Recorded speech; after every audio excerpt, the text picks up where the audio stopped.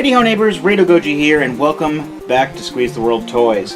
In this video, we will be continuing and completing our construction of the Super Minipla Live Robo with the third and final component, Aqua Dolphin, which is the part of the mech used by Blue Dolphin. So let's, this time, I'm going to see if this perforation actually is worth anything for this. Actually, it does kind of make it easier to open, because the top flaps are glued together. Yeah, that was actually a lot easier. Oh, candy. I need the candy. Candy toys. That's why they call them candy toys, because they got candy in it, and it's like compressed sugar, and it's delicious. Instruction sheet, which is not bent at the corner, so it'll make things a little easier. And no, like, already constructed. Well, there is one constructed part already. Seems to have, like, the most to it. Jeez. Alright, let's start opening these guys up. Let's start taking up the sprues. This seems to have more sprues than Jet Falcon did, even. Let's see. Middle, biggest one has the blue sprues. We've got a couple others. There's the sword. This is silver bits. This is F, has silver bits with some painted on red. Always welcome. No big, like, super painted bits, though. I was kind of hoping for that.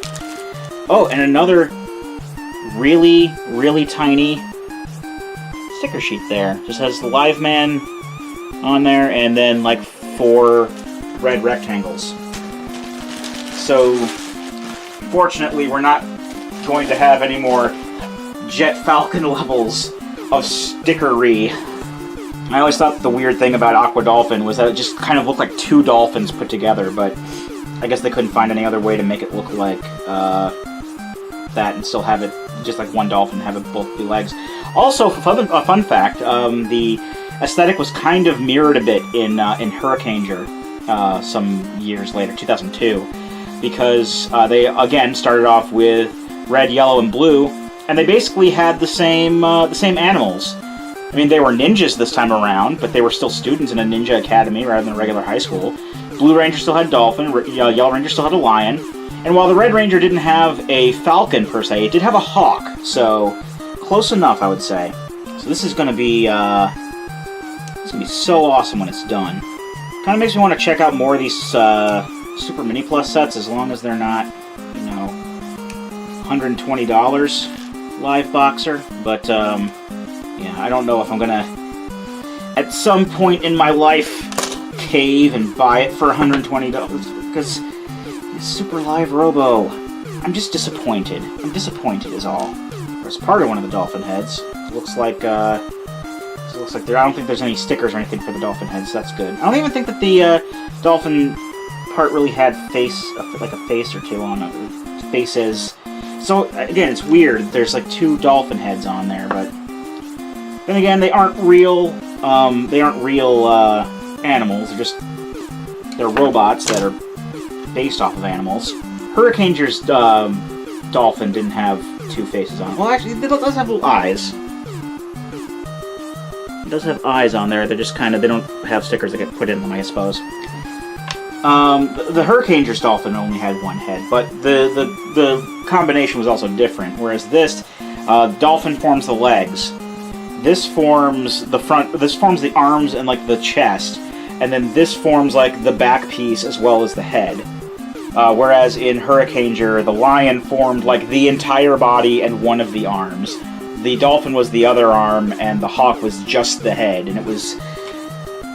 I'm not a big fan of disproportionate combinations like that.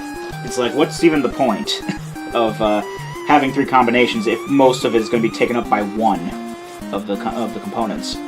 Sounds like the neighbors turned on their radio super loud. That's fun. Okay, they stopped.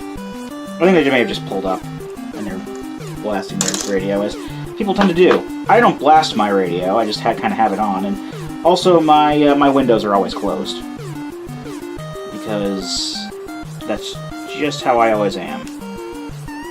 And you got people at work, like whenever it rains. When it rains, it pours, it seems, over here in Virginia, by the by. We've been having so much like torrential rainfall lately. It's not even funny. Basically, the way things are now with our weather, it's either like 100 degrees outside or a typhoon. And especially if it's like any kind of thunderstorm going on at work, like part of the parking lot always floods, and then starts raining, and people are rushing out to their cars to roll their windows up. And I'm like, just keep your window rolled up. I know people like to keep their cars cooler, I guess, by keeping their windows down, but you can never predict summer rains, I suppose. I think that's a major saying, I suppose. It's just, I got that part there. It's a little bit more modular, but it's a little easier to put together, it seems. But yeah, I just keep my windows up, and I always park like closer to the building where it doesn't flood, because I've started getting wise to the weather's bullcrap, and I just always snicker when, you know, as much as I don't want to be a jerk, I always just like silently laugh to myself inside when people are, you know, when it starts thunderstorming and people have to rush outside to open their windows. Except they can't always do that because I work in a call center, and people are on phones with customers. You know, who knows if they can even get out there in time if they're in the middle of a 10-minute diatribe. Which is why I'm glad I'm not on the front line of the phones anymore. Let me tell you. I mean, I've been in the vendor services for, oh dear. I mean, I've been in there longer than I was on the front lines. I started off on the front line phones. I got my job because Jordan, like I said, is a supervisor there, and he's been supervisor for a number of years. He helped me get my job there, so I could skedaddle out of GameStop. I worked on the phones for a little over a year before I swapped over to vendor services. We still do like the emails and whatnot for customers, where we help out with that. But we have been getting a lot more vendor calls lately. But at the same time, it's preferable to, for me at least, it's preferable to actually talking to the customers, because the customers in my line of work, at least as far as I've seen, tend to basically go in hostile mode. And that is how it can seem with most, and not every customer is a jerk, but a lot of them can be. But that's life. That's just how things are in life. I was trying to put two parts together that don't directly go together, they just connect to another outer bit. Because I'm a smart. Okay, so this is an inside part. This is going to be the outside. This is going to be the inside where it connects to the other dolphin. That's basically what it is. Like I said, it's two dolphins put together. Two E1s. Apparently, E1... There are 4 E1s. And that's something. Well, they'll usually do that if there's like more than one part and they're technically interchangeable. Like, they're so similar. We'll just label it all the same one. Which is efficient. So keeping an eye out, making sure that another time warning doesn't come up. I mean, I don't think it should. I only think that I put on maybe like another half hour, starting with the last one. Oh, these are little wheels. Little wheels that I'm probably going to lose if they keep falling off like that. Yeah, put wheels on. That's cute. Okay. Is that supposed to be flat there, or is that... Oh no, it's hard to tell. So I don't know if this little nub at the top here, I don't know if that's supposed to be there or not. The instructions don't really... Okay, it's not there. There was a close-up of it on the transformation instructions on there. So that is actually not supposed to be there. It's supposed to be flush and flat. You know, if you can make that happen. I didn't bring a file with me, so it's gonna have to do, I think. Like, I don't have like a dedicated file. I have like nail clippers with a file on them. Sometimes I'll use that when making Gunpla. That works out pretty well. But no, it's just a little bit there. It's not going to be that big a deal. At least I'm not just leaving all the twisted bits on. That would be bad. This is exceedingly simple. I mean, well, not exceedingly simple, but very simple compared to the others. Let me tell you, just about half done. It's about as good as it's going to get. I mean, it's fine, but I just hate it when they don't come together quite perfectly. and then like you get like a little bit of a seam there. I don't know if you can focus on that. You can see there's like a bit of a crack there, sort of. Not a crack, just a seam where the parts are supposed to come together. It's because a peg doesn't want to go in just right. But it's fine, it still looks the part, so as long as I don't try to bring the foot up too much by its head, it should be fine. Okay, so then we get to put a sticker on here, one of the Liveman logos. Well, not the logo, but the name, the Liveman name on there. I can come at it at a good angle. Good enough, you can still see it. Alright, so that's one Dolphin done. Yeah, so little wheels. Well, wheels on the outside here. I guess it'll be paired up with the other wheels on the other side. Oh, no, there's more parts that go onto this. Okay. So like a little bit. There's still daylight left. What time is it? 10 after 7? Didn't expect to be doing this like all day, but at the very least I got done with what else I wanted to get done. I mean, in regards to the other video that was put up just a few minutes ago. Well, not just a few minutes ago, probably like a half hour ago, at least at this point. At least as of this recording. This probably isn't going to even go up until like later on in the week. I was going to film the Ex-Emperor stuff before this, but I decided not to because I was actually more excited to put this together. The Ex-Emperor is still pretty good, but I'll be honest, the most fun part about it is playing around with the X-Changer. But we'll get to that when we get to that. How does this go in? That is very strange. I'm sure it'll all come together. Hannibal Smith's plans. He loves it when a plan comes together. Although Bradley Cooper as Faceman said that in the movie. Which is fine, you know, we all like Bradley Cooper and all, but that's Hannibal's line, and he's the one who's supposed to say that. Also, the movie wasn't anywhere near as good as the show. You know, as good of a job as they did. I mean, okay, I see what this is supposed to do. So basically, the red part came down through here. Put this down here. Comes down in the slot like this. If I can recreate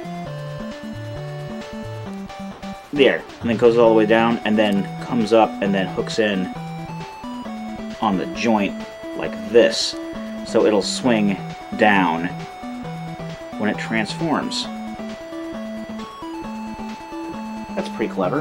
I'm fairly sure it's basic engineering when it comes to Minipla, but I'm not a Minipla engineer, so I still think that's pretty cool. And these get stickers put on them, if I remember correctly, because I looked ahead in the instructions a little bit, and I think these are where the red rectangles go, just kind of around the outside of these, which is some basic detailing.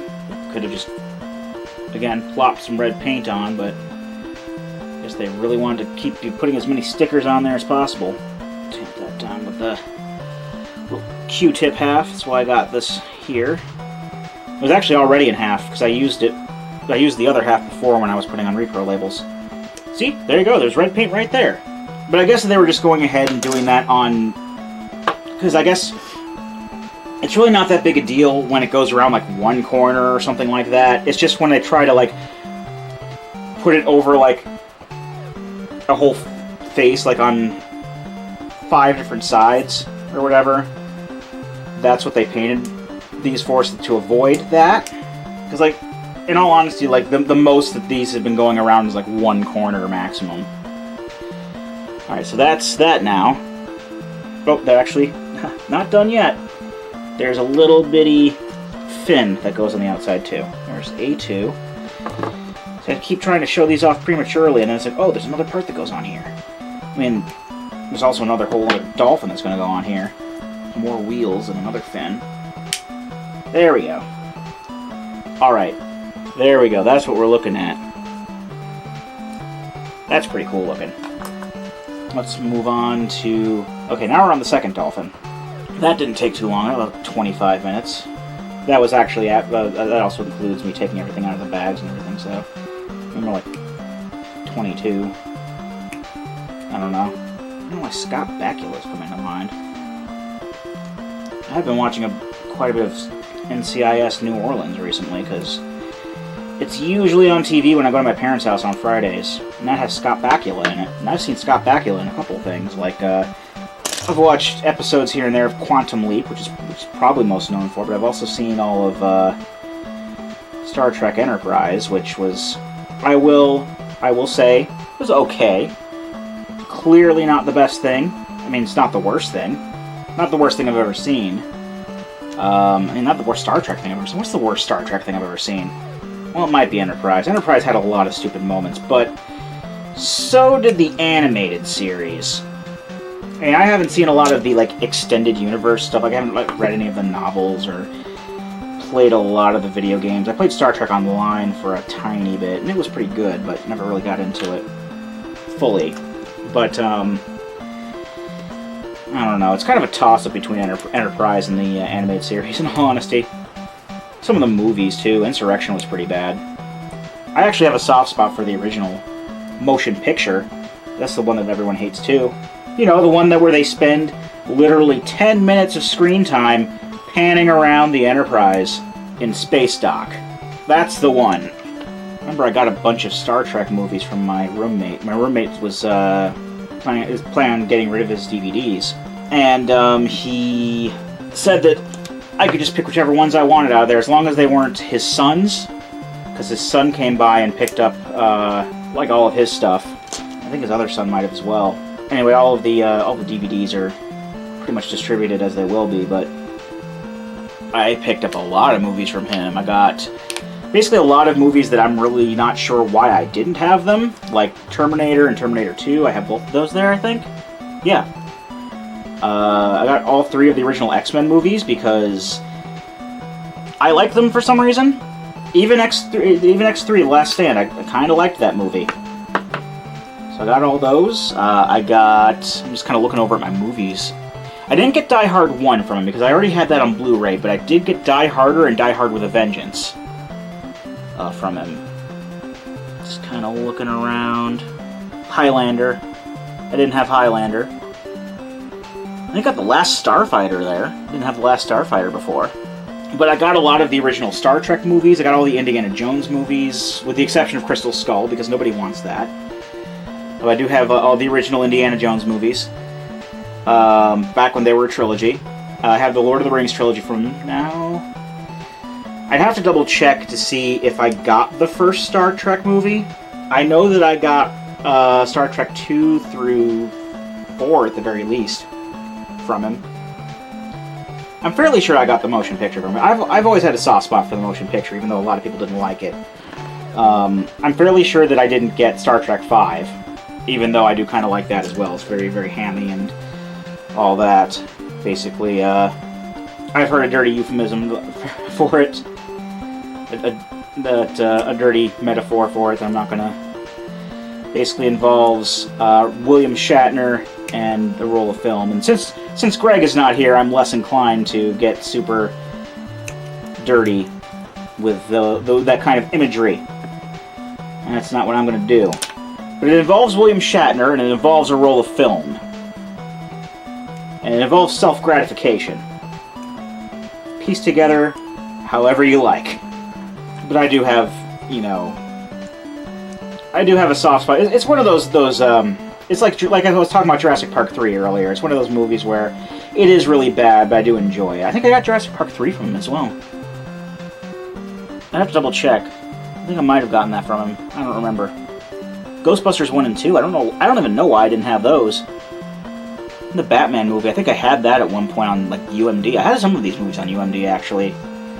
And then, I wouldn't say I was the person who necessarily literally had, like, every single UMD ever made, but I had a lot of movies on UMD back in the day, before I got rid of them all, because, I barely watched them. But I did watch all of them at one point.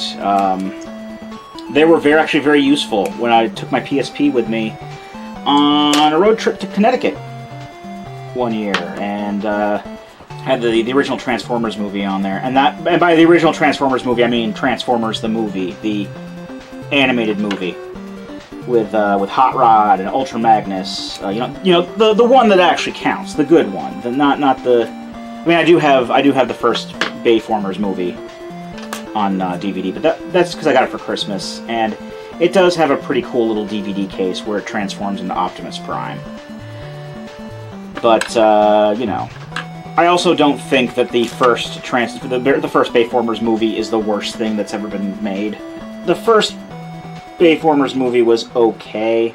Could have definitely been better, but it was okay. It had good parts in it. And then I watched Revenge of the Fallen, and it was one of the worst things I'd ever seen in my life. And then I watched, and then I said, okay, this was terrible, and I'm not going to watch any more Transformers movies ever again. And despite the fact that other people keep going to see them, even though people know that they're bad movies, even the people who know that they're bad movies are still going to see them in the theater, saying, like, I gotta see how bad this is. No, you don't. You're giving him money, and then you're just gonna complain that he keeps making movies because you're perpetuating it.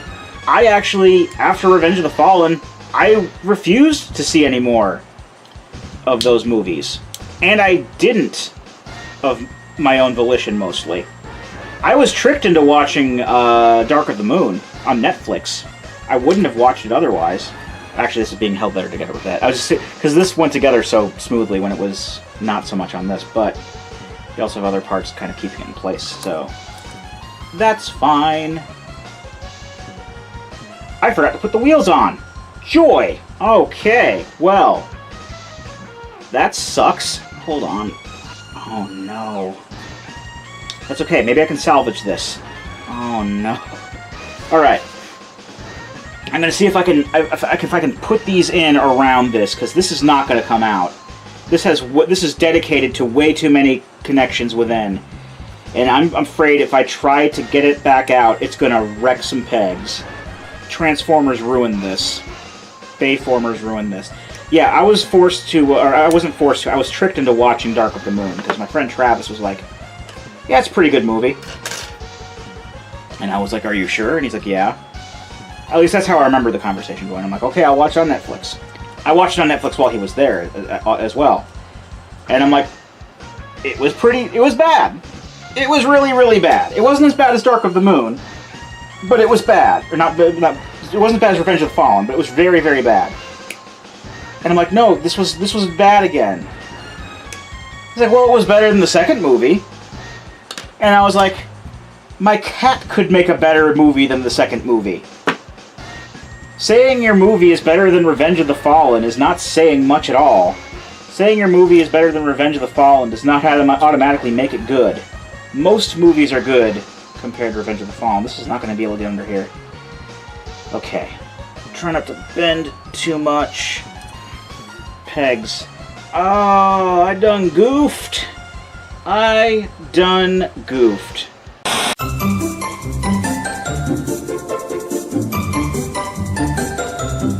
Alright, I fixed it.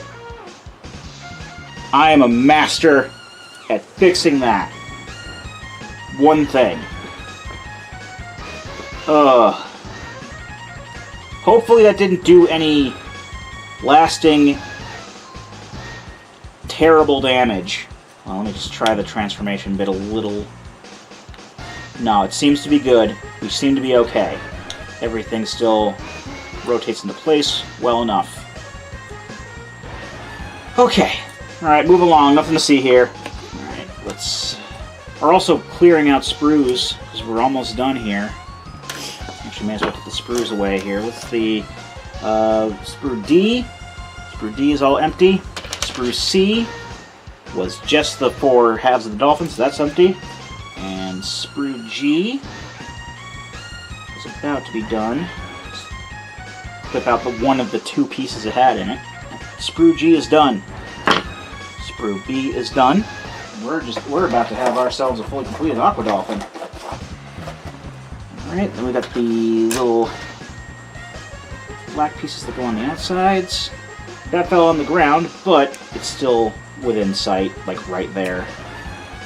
And Sprue E is done. Outside like before, they get the red triangles on them. I actually forgot to put the Liveman sticker on the outside of this, but that's fine. I can just do that in a bit. Alright, that little part is done. That's just gonna peg onto the top there.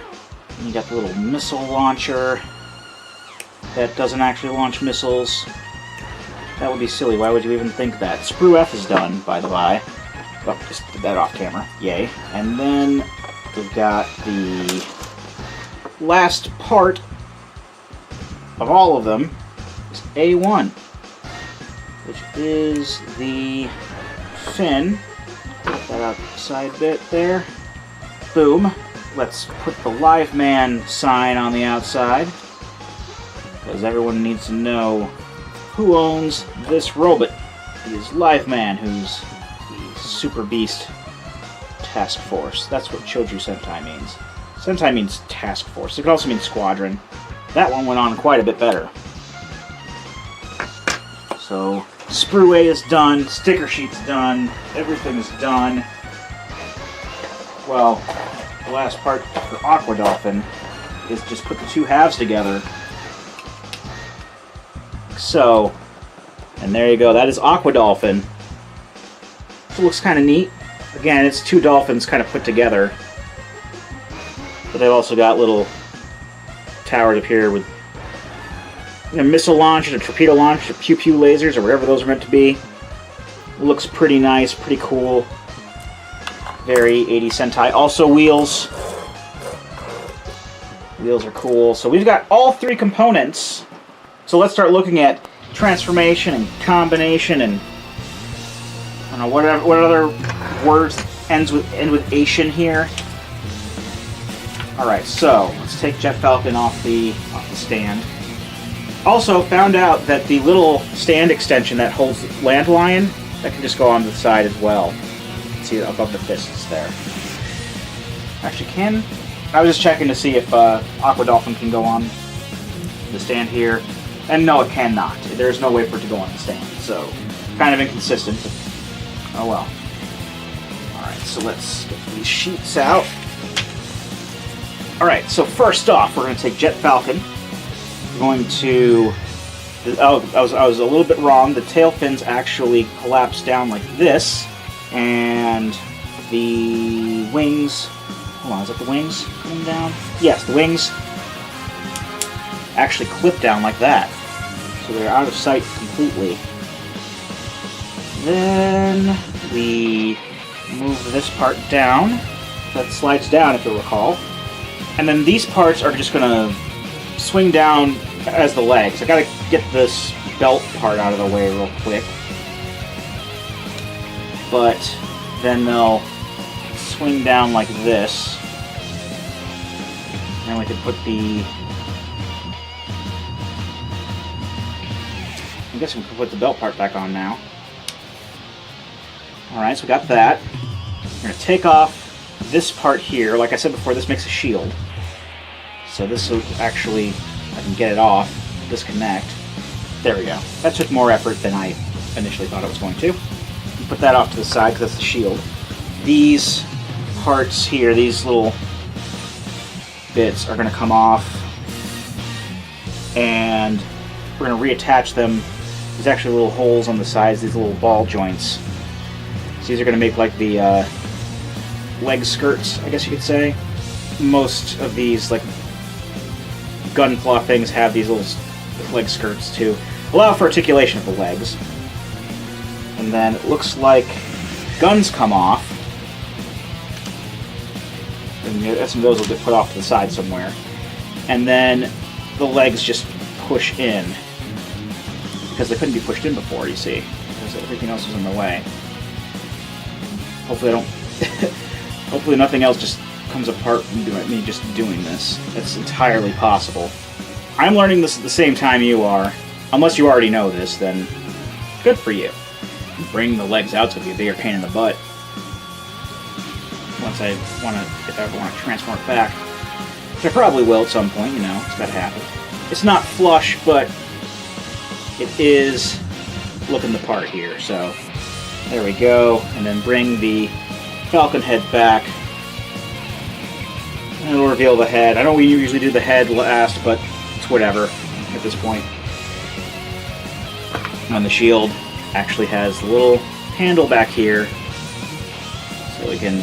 That's probably going to be able to interact with one of the extra hands. Makes me wonder what we're going to do with these guns, though. I kind of don't want to leave them just sitting around. Then we got Land Lion. Land Lion, we're going to remove the guns. We're removing guns, okay. Oh, we're folding up these front legs, so this is going to go up like this, and this will collapse back like this. Perfect, okay. We're going to do that with both the front legs. Then the back legs will actually take the tail out, but these will actually swing out. Oh! It's all on one mechanism, watch. See? If I can move one. Come on. Come on, camera. Oh, that's cool! That's really cool! Alright, so we got partial sort of automation there. That's really cool! Okay, so those swing out. Then we bring legs down like this to make the arms. So we twist the arms outward. Okay, that's where the tight joints are, but that actually works well enough. Then these little tabs here, these little doors, open up and allow us to swing out the fists. Sorry about that. So, actually gotta bring the paw up like this, and then, or maybe they go up over the other way. I'm dumb. Okay, I was trying to make them go through the other way. So that it comes outward like that. Then you close the doors up. And then, and it also points out that you do have the alternate fists. So I think that the other fists, like this is supposed to come out, and the other fists are bigger. Okay, confirmed. The other hands are bigger, but unless I really need them, I'm not going to, I'm just going to keep the default ones here for now. That's okay. Alright. And that is Land Lion done for now. So we'll put them off to the side. Tail is not used. Seems like a waste. Or maybe it is, and it'll probably tell me something about it in the other instructions. Okay. Aqua Dolphin. We're going to separate the two dolphins here. We're going to, basically for each one, bring up the fin like this. This will flatten up like that. And the front will rotate up to make a foot. And this door opens up back here. You can swing the tail in, close it back up. And that's how you make the legs. So we're just going to do the same thing with the other side here. Very, very simple. And despite the fact that I almost screwed one up entirely, it still works fine. Also, you got a sword. That's what it's saying there. What is the sword called? Oh, just Choujyu Ken. Super Beast sword. Now we're going to take Land Lion, and we're going to connect him into basically this part on Jet Falcon. I think that's just, yep, that fits in like that. Very nice. And then the legs just peg in on the upper thighs. Here we have Live Robo, Seishun Bakuhatsu Fire. That's part of the theme song. We do have a couple of things that can go with him, obviously. Let's stand him up real quick. Let's see if we can stand up. We'll have to straighten out to make him stand up properly. The bottoms of the feet are kind of rounded a little bit. They're not really completely flat, so he does have a little bit of trouble standing up, but he's very solid. That's actually pretty good right there. Okay, so there's got him to stand up there. So we can swap out the hands, but the hands any hand can hold anything apparently. So we don't necessarily have to do that. The guns can fit onto the back of the shoulders and can also be wielded in the hands. You probably also be put in the tops of the shoulders too. So you can give him this double cannons is what these are called. So we've got double guns. Very nice. These can be held. These probably go in the... Well, yeah, they can go in the hole in the shoulders. Well, not really the way that you want them to, but... Because that's where they were before on the actual lion. Fun fact. Okay, so I'm just going to put them on the shoulders for now. Because they look awesome there, by the way. And here's your sword. Put that in his hand.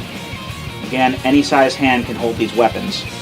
Actually has a nice length on the hilt there, so that gives it a good grip. I'm very happy with that. And lastly, he's got his shield, which he can hold in the other hand. It's probably going to be a little bit trickier to get it in there because of how this is positioned. So yeah, that is the Super Minipla Live Robo. This is awesome. This is super awesome. Unfortunately, the instructions do not give us anything to do with the extra guns that came off of Jet Falcon, these little pew-pew lasers and Landlion's tail, but the result that we do have, very, very nice. It almost makes me want to spend $120 on Live Boxer so I can make Super Live Robo. Almost. I'm not going to do that, though, because that's way too much for something like this. This is, a good thing for the price, though. Like I said, I paid $40 for this bout, and I would definitely say that it's worth that, considering how much I paid for, the mini Gatai stuff and regular mini plus. The regular mini plus sets are usually about $30. And this is definitely a higher quality product here. Everything just, once you get everything figured out, like I thought these joints up here in the elbows were going to be a problem as far as like spinning them out to form the arms, but they turned out not to be. There's that really awesome sort of automatic thing going on when the arms swing out during the transformation. That's really cool. It's very interesting when you realize that this is all from a handmade model. Yeah, it was engineered that way, and, I didn't engineer it, but I put it together. I made a pretty high-quality Sentai robot toy. I love this. I am so glad that I picked this up. And I got it. And, in standard Minipla fashion, you have some really good articulation here, too. From what I can see, you can make the legs can go up and down. There's a knee joint there. Isn't really a lot of foot movement other than, toe pointing. That's part of the transformation, but that's fine. The arms have shoulders. That's kind of on a double hinge thing going on there. You can also put the arms up like that. Elbow joints. Elbow swivel there. You can move the arms around, and the head moves. I think the head was on a ball joint. It's on coming off. No, it's on a ball joint, so it should be able to move. It's on a very tight ball joint. No, it doesn't really matter. I'm not going to move its head much. But yes, this is very solid, very high quality, and it's hard to believe that I put this together and made such a cool thing. This is highly recommended if you can pick up one of these. I may look at more of these Super Minipla in the future. But yeah, if you like Liveman or you like old Sentai at all, if you just like robots, definitely pick up Live Robo. Definitely at least worth the $40 I paid for him. So, yeah, maybe I'll pick up another Super Gunpla in the future again, and we'll build it on camera, and we'll do that. But until then, I've been Rado Goji, and I'll be here next time. Join me, won't you?